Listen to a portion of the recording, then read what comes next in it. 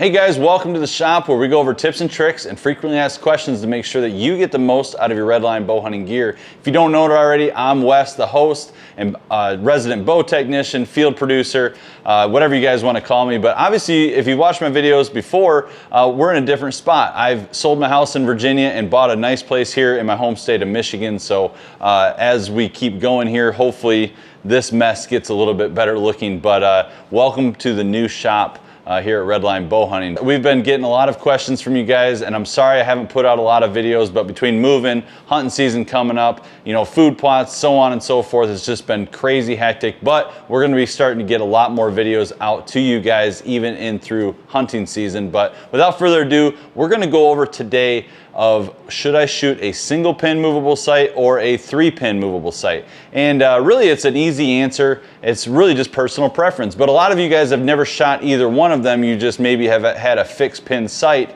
So hopefully I'm just gonna give you guys what I like out of each of them and what I don't like out of each of them, and hopefully give you guys an opportunity to make a good educated decision when it comes to choosing the right sight for you this coming season.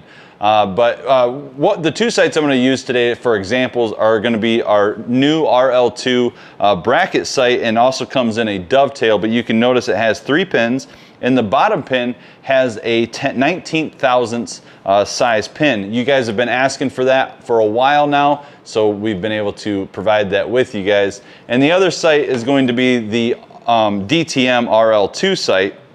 And this one's going to be the single pin, and it also comes in a 3-pin version. Now the DTM is specific for the Matthews shooter who uses the bridge lock system, but you can obviously, you can see that we've have the bracket here that you can install on any bow that you have, so you don't necessarily have to shoot a Matthews, or the new Matthews rather, to shoot the new DTM. This is a great sight, and I have the 3-pin DTM on my new Omen, and it's been working out great so far. But let's just dive right into it. Now we get a lot of questions: should I shoot a single pin movable sight or a 3-pin movable sight?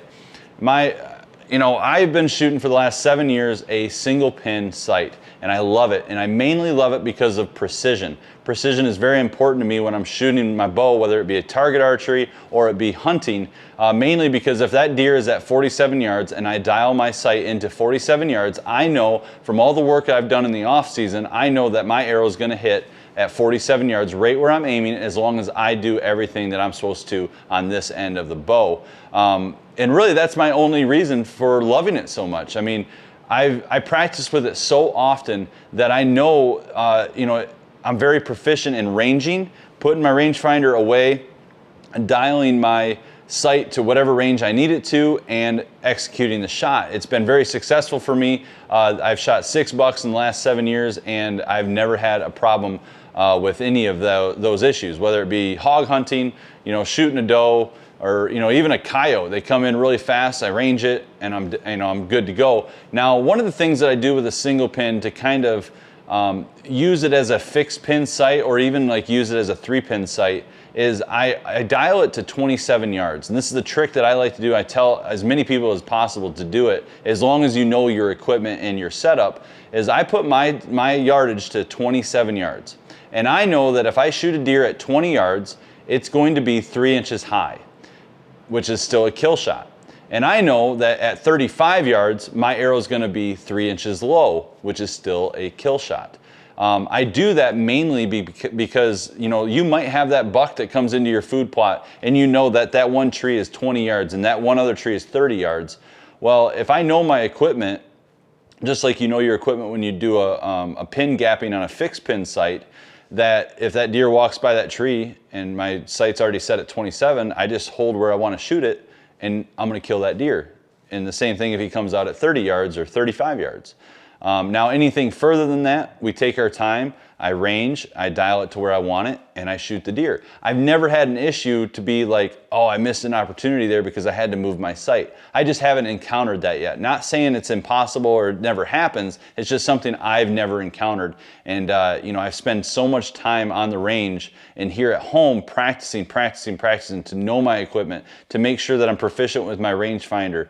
Even if I have to change a rangefinder, I take a lot of time to make sure I know how that rangefinder works, so that I'm proficient with it. So, as far as a disadvantage with a single pin, you know, I would say that the potential of missing an opportunity for a deer that comes into your food plot or comes into your shooting lane, and you know, you range it and you don't have enough time to get up and dial that range or your sight to that range that you just ranged that animal at, that would be a disadvantage for sure. But other than that, I've never had an issue with it. I love a single pin sight. They work great for me.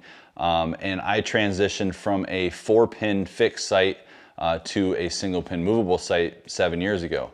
And I have never looked back. Now, when we start talking about a 3-pin movable sight, I really enjoy these 3-pin movable sights, mainly because it takes a lot of thinking out of the scenario and a lot of like trying to see and make sure I got my yardage to the perfect spot between 20 and 40 yards. Now, I'm going to mainly talk about a 3-pin sight because in a later video, I'm going to be talking about how to set up a 3-pin and a 5-pin movable sight. So stay tuned for that. But when we're talking about the 3-pin sight, obviously here I have the RL2. And if you look here, I have the top pin, it's going to be set at 20 yards. The middle pin will be set at 30 yards, and your bottom pin is going to be set up at 40 yards. Now, that bottom pin is what is your movable pin.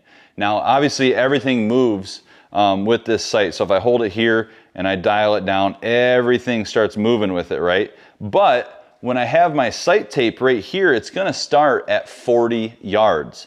And now starting at 40 yards, that means that when my pin or when my dial right here is set at 40 yards, that means my top pin's 20, middle pin's 30, and bottom pin's 40. When I move this down to, let's say, 55 yards or what have you, when I move it down to 55 yards like that, now my bottom pin's at 55 yards and my top 2 pins are obsolete until I take that dial back up to 40 yards, and then I'm back to 20, 30, 40. But again, I'm gonna show you guys how to set that up properly in a later video, actually this week. But again, guys, let's go back into, should I shoot a 3-pin? Now the 3-pin, I have a 20, 30, and 40. And if I wanna shoot past 40, I can be very precise in dialing into, let's say, 55 yards. If I put it on 55 yards, I know my bottom pin is gonna hit at 55 yards, just like I would if I had a single pin. Now, if you've shot a fixed pin sight before, you know about pin gapping. And with this, you'd have to do pin gapping, 20, 30, 40. If it's at 25 yards, for me, my top pin and second pin, which would be my middle pin, where I want to shoot that deer is going to be right in between them, right? So you got to practice. You got to practice a lot, learning how to pin gap those types of scenarios. So at the end of the day, I mean, there's not a lot of disadvantages and advantages for both. It's on how much you're willing to practice. And I think for both of these types of sites, you have to practice a lot. If you got to learn how to pin gap, if you got to learn how to, you got to learn your equipment so you know that if you set your sight at 27 yards on a single pin, that it's going to be able to kill a deer at 20 and 35 like I do. At the end of the day, it's how much time are you willing to spend with your equipment to learn about it, to make sure that you are proficient in the field, whether it be the target or at an animal. So, and one of the biggest tools that we sometimes forget is out there is our local pro shops. Now, you can find one of our dealers on our website. Just go over our website to locate a local dealer, or just go and support one of your local pro shops, because again, guys, they get paid every single day to work on your equipment, and their reputation is dependent on how successful you are in the field after they've touched your equipment and coached you through whatever they need to coach you through. These are the guys that are going to be able to tell you your arrow weight and what that arrow can do and can't do, and the same with your bow and your sight and how that all is married together. And they have a lot of I'm sure they'll have a lot of unsolicited knowledge to bestow upon you, and it's up to you to use those types of tools in your everyday, or just kind of stow them away until maybe you need them. But utilize your guys' local pro shop. It is definitely worth it. They have the knowledge, the tools, and they're going to make sure you get the most out of all of your equipment. But at the end of the day, guys, when we're trying to figure out, should I shoot a single pin or a 3-pin movable sight, it's all about what is in between your ears and how much dedication you're going to have to your equipment. Now, if I had a gun to my head and they said you had to choose, which one are you going to tell these people to shoot? If you're coming from a fixed pin sight and you have never used a movable sight before, go into that 3-pin movable sight. It's worth it, because you're getting the best of both worlds. You're getting that fixed pin, those 20, 30, 40. And if you get a 5 pin, obviously you're gonna be able to reach out more. But you're getting that sight that you're already used to with an added capability of reaching out and touching something a little bit further than 40 yards or 60 yards, so on and so forth. And you're starting to get that motion down and the practice on how to use a single pin. Now, is a single pin a level up from the 3 pin? In my opinion, yes, mainly because, there's no pin gapping. So if you're gonna shoot at 25 yards, you're gonna dial your sight to 25 yards and you're gonna shoot that animal or target at 25 yards, and so on to 45 or 42, or if you have a 33-yard shot, you're gonna be able to dial it in perfectly. Now, with the 3 pin, you have 20, 30, 40 fixed, and then if you wanna be very precise after 40 yards, you can.